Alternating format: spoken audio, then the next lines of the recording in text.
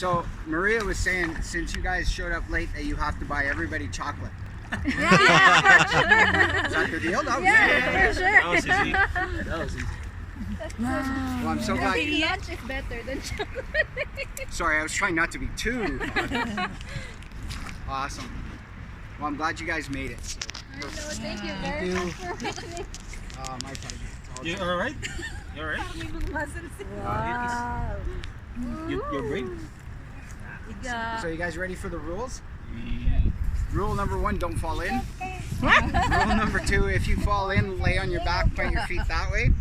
Okay. Rule number 3 is just wait there, I'll come and get you. Okay. That's good, that's it. Okay. Ian. Feet back in. Ian. Ian. Hey, you look. Look at the boy. Hey, you smile. Wow, nice. Wow. You alright to go? Where are we going? We're going home. No, All the way to